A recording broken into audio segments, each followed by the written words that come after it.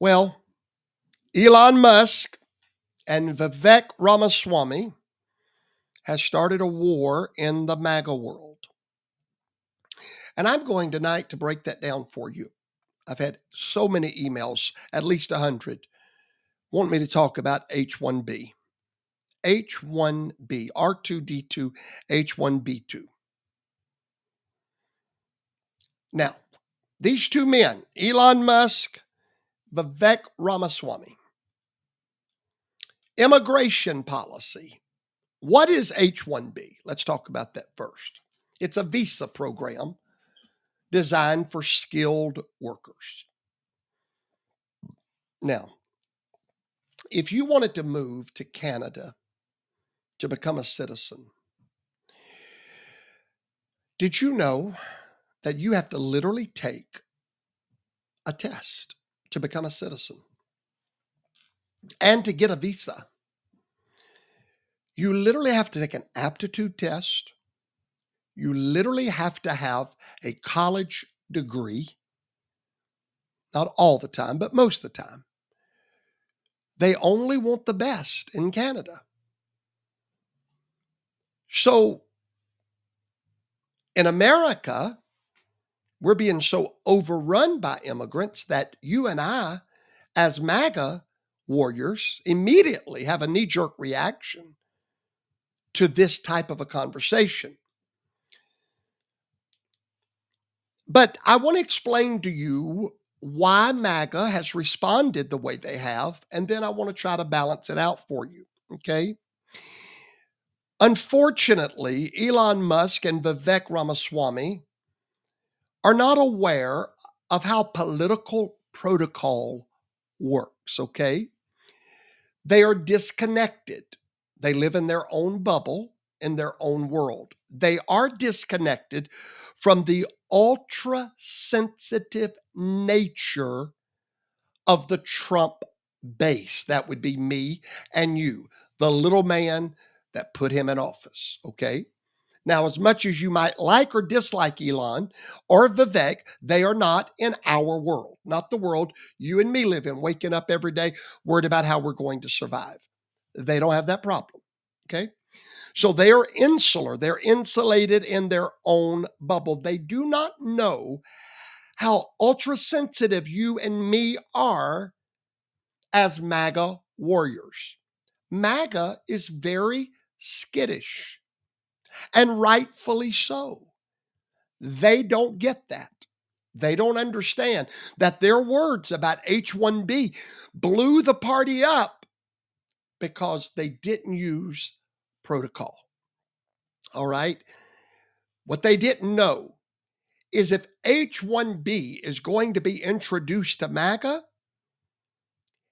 it needs to come through our man, Donald Trump. Why? Quite frankly, we trust him. We don't trust them yet. That's just the way it is, okay? Ramaswamy and Musk, they just recently joined this battle that you and me, or you and I, what's the proper, somebody help me, you and me, you and I? You and me, we've been in this battle. Matter of fact, I would like to know that answer. Any English teacher want to correct me on that? You and I, you and me, you and I, you and me. Anyway, we've been in this battle a long time. A long time. They just joined it, right? So they don't understand that we are skittish and we're distressed and we have endured for long 8 years. You and me. Thank you, Nancy. Appreciate that. Nancy Ruff, thank you. We've been in this for long 8 years. Now, I'm going to ask all of you to lay aside your thoughts about H-1B and let me teach right now. Let me bring my perspective and let's see if we can't find where we need to arrive tonight. Okay? Now, these have been years that you and I have been through. We've witnessed betrayal. It's just like in my own ministry at our church. Our members that's been with me 4 years now, that have seen me betrayed.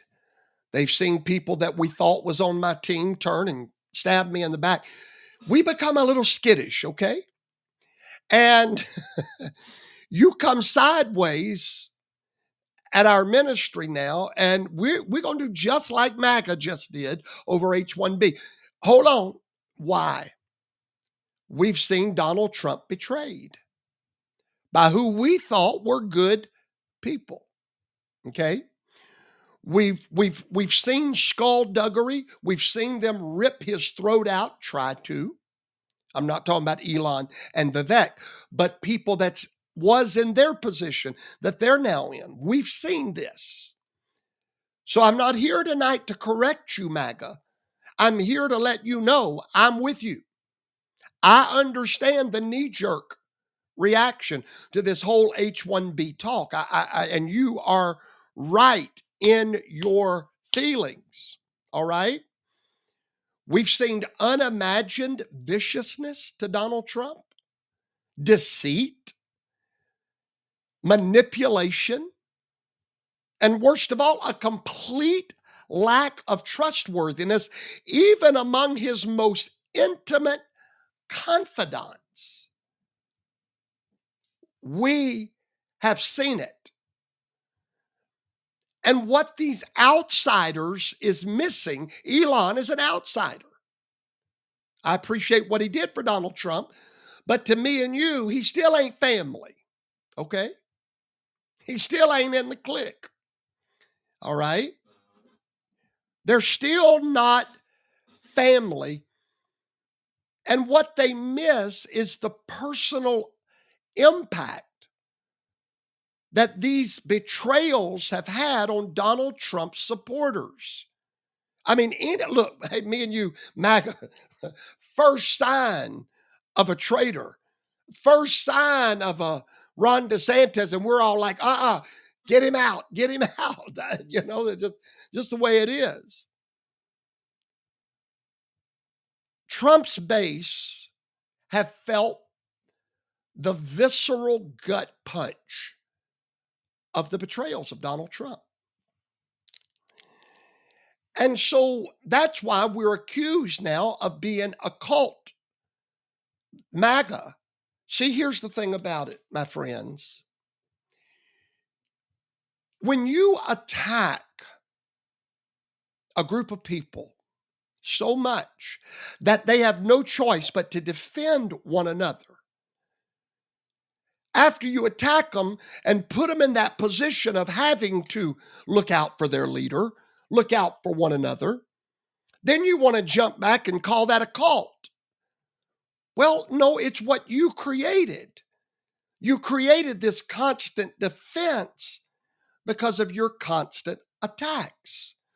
That's why they call us Trump worshipers. No, no, no. Don't you understand? We would never be this defensive of Donald Trump if you would not have forced us into this cult mentality. Yeah, we would now fight for Donald Trump. Why? We believe in justice.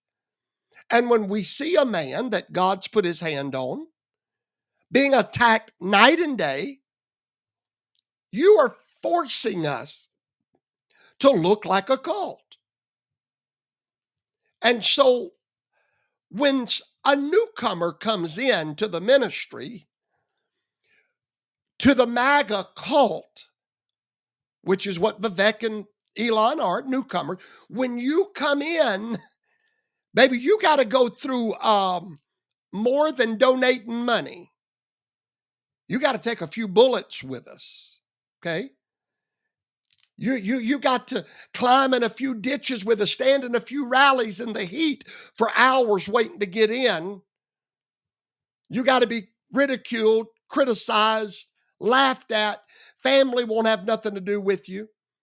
So you'll pardon us if we're a little defensive when it comes to immigration. All right? No one that's not been in this battle understands our knee-jerk reactions. Trump is the only person in decades who has demonstrably had our back, who has delivered on his promises, and who has heard us, the conservative, the restorationist, the true originalist, the patriots. Donald Trump is the first that has had our back and the first that has delivered and has endured fearlessly on our behalf. Perfect example. Look at the wording. This is what this man is. Just look at the wording. I'm with you. I will fight for you. I will win for you. We've not had that. So you'll pardon us if we say back, we're with you, we will fight for you, and we will win with you. That's sort of the way this thing works. And in all of this, Donald Trump has gained one thing that money cannot buy. He has gained our trust. And let me tell you something. When your followers trust you, there's nothing they won't do for you. They will fight for you, and they will also fight the first sign of what looks like betrayal. I'm trying to help you understand tonight why Maga blew up over H-1B. Okay? You need to comprehend these things so that you can understand. Now, the loyal public has watched a good guy. We've watched him assailed and maligned. But Vivek and Elon have damaged that trust, not because of what they're doing with Doge, but because of how passionate we are about immigration and how passionate our man is about immigration. So the minute we feel that that trust on that issue is being violated, then we are going to immediately reject it. Why? We've been there and we've done that, okay? Because in our minds, these are just two more turncoats that are going to be gone before long. No matter how much it makes sense what they're saying, and we're going to get to that side in a minute. What they're saying makes perfect sense. And you're going to find Professor Toto is in agreement with a lot of what they're saying. But at the same time, this is something you have to earn, Elon. You cannot go out and talk about issues that are dear to our heart that when you first talk about it sounds contrary to what our president has said and expect us and then wonder why we're getting all upset about it. You need to know who we are because we don't know who you are. No matter how entitled they are to express themselves, they have opened themselves up for us to question their motive, their vested interest. Do you want H-1B for your own company? So you cannot be upset at us for not knowing you. See, we know us. We know Donald Trump. Donald Trump knows us. Just like the members of my ministry after 4 years, they know me. I know them. We can even go head to head and kiss and make up and keep going. Why? There is something that comes with time that Elon doesn't have with us. Neither does Vivek. All right? In other words, is Vivek for this because he's Indian and wants to bring his people in? In other words, hold on, guys. You don't need to be talking about immigration. That's the bottom line. You are not in a position to talk about immigration because we don't know what your vested interests are. Are you genuinely there to carry out Donald Trump's vision?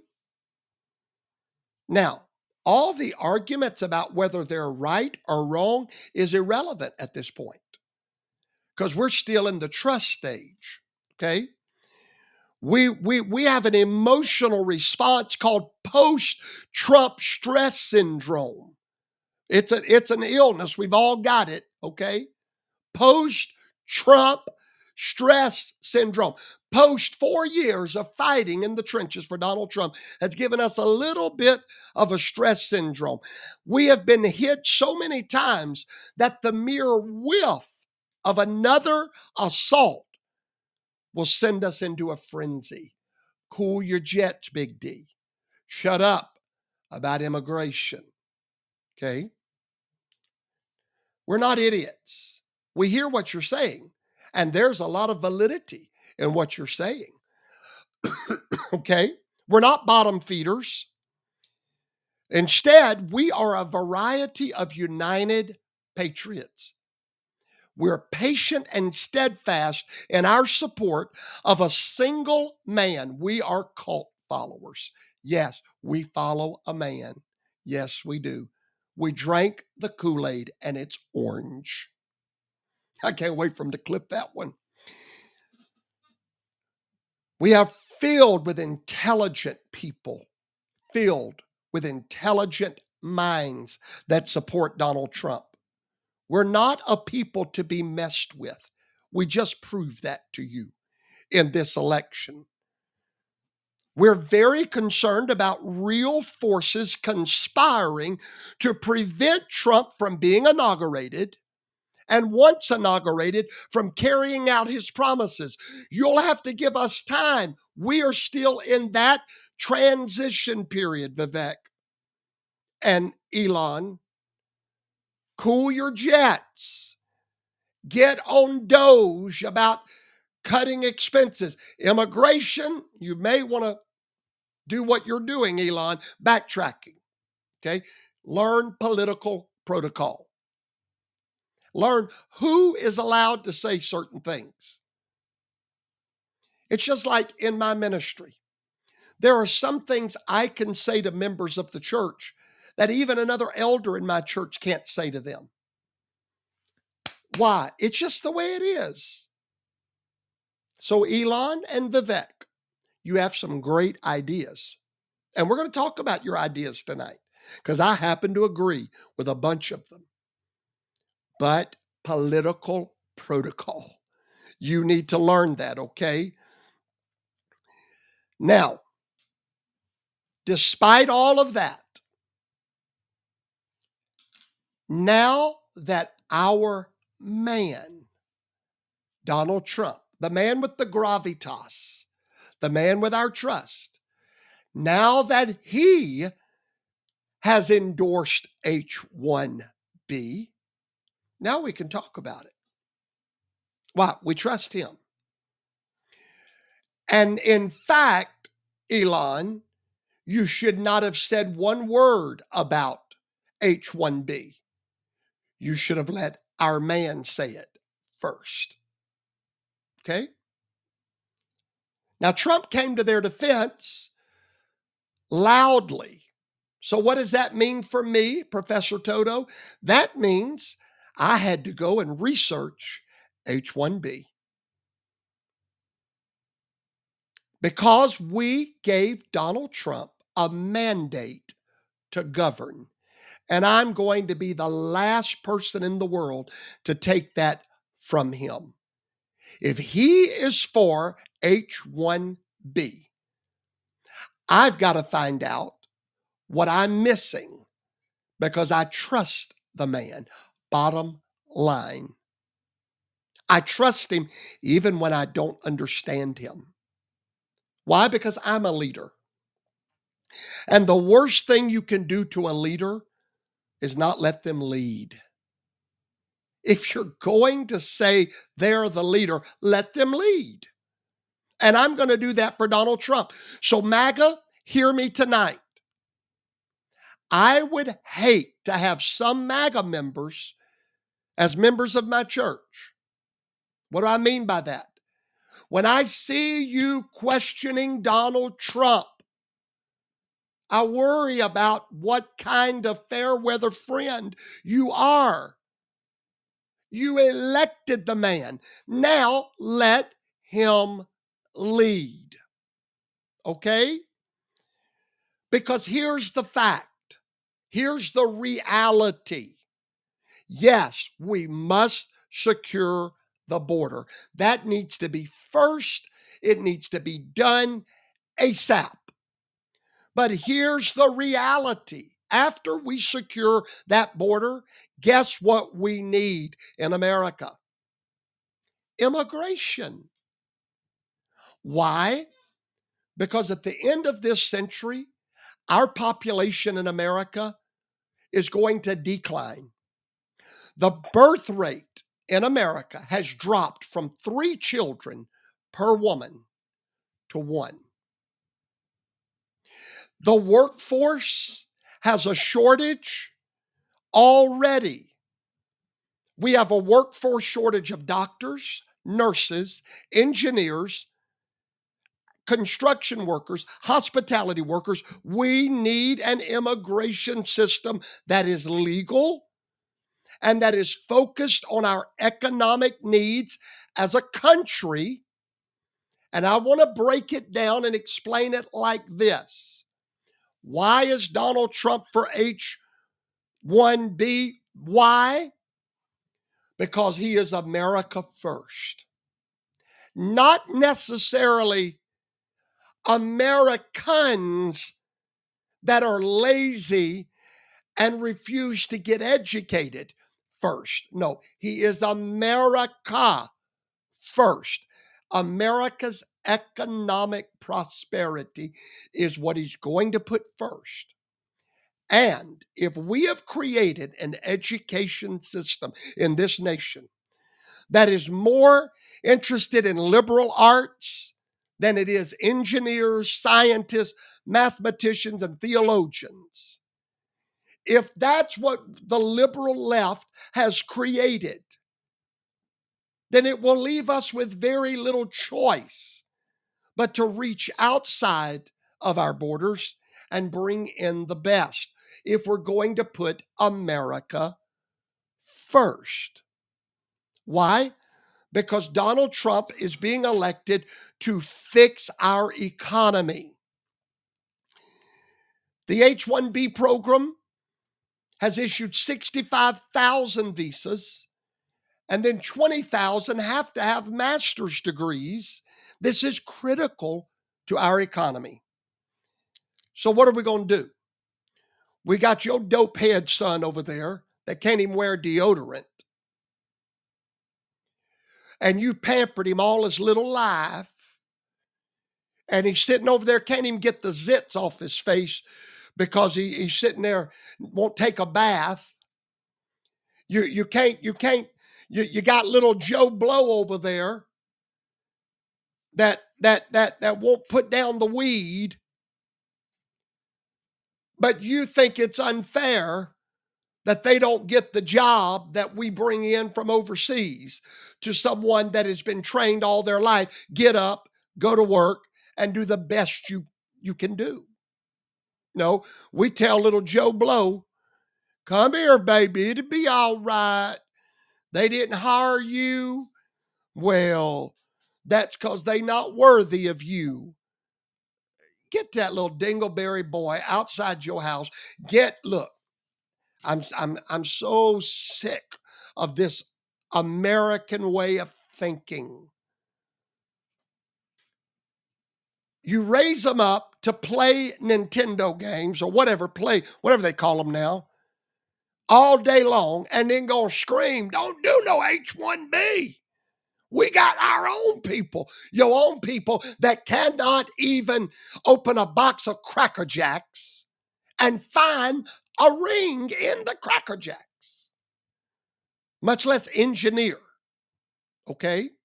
If we're going to put America first, then yes, Why don't we bring in the best and challenge our people to get it together? And I believe that's what Donald Trump is doing. Also, Donald Trump is going to get a fourth Supreme Court justice in his next term. Sam Alito will be retiring. So Donald Trump will literally control the court. All right, I'm going to look at some of your comments and see if you agree with me or disagree with me. Stephanie McCurry agrees with me. Thank you, Stephanie. You must be a smart woman. Ruth Rosario agrees with me. There we go. Kenneth Huff used to do PlayStation. DP said we ought to train our own. I agree. But the problem is this. Most of them go for the student loans, live off the student loans, get out and so burdened with student debt, they can't think about it. Half of them don't want to go to school. Joe Roberts agrees. Joe Roberts is smart. Joe Roberts goes way back with my family, I believe, Sister Lois Gatlin, my grandmother. By the way, Joe, did you know that I spent the whole day today in an interview with my book publisher that's publishing my life story? And we talked a long time about the New Orleans church, my grandmother, my life story, my childhood. That book is going to be out. The publishing company is going to release it. It's called Goodbye Guilt, the life story of Pastor Shane Vaughn. And so anyway, Joe, you made me think of that. Don Myers is smart. He agrees with me. Judy Colson, I'm perfectly fine with sending them back to their countries. By the time our parents wake up and our schools wake up and realize we need to start educating people instead of pampering them, helping them figure out if they're a boy or a girl. Gloria Peruse is very smart. Elder Rick Connolly agrees about them Dingleberry boys. Sapper Havoc is super smart. Lisa Latterell is smart. April Rickman is smart with her blonde self. Cindy Blair is smart. Denise Whitaker smart, and Booter's World is smart. Teresa Fogelman is smart. Now DP. Oh, DP. Free education, huh? Well, I hope you know there is no such thing as free education. As a matter of fact, it's almost tax time in my house. I'm already preparing my heart for the shock that's coming to the checkbook when I will go into mourning for a few weeks so that I can pay for this free education. Nothing is free in this world, nor should it be. We are not socialist. We provide you a high school education. If you want to go to the best university in this nation, we will lend you the money to do it. Or if you're smart and did good in high school, you can get a grant. You can get a scholarship if you apply yourself. The best free education I know of is scholarships. Earn it. I don't believe in free education at all because it ain't free. It ain't free. I don't know where people get, you want to go raise the debt ceiling some more? That's how we're going to do it? Got it. Okay. All right.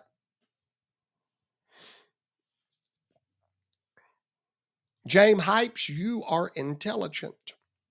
Linda Garner is super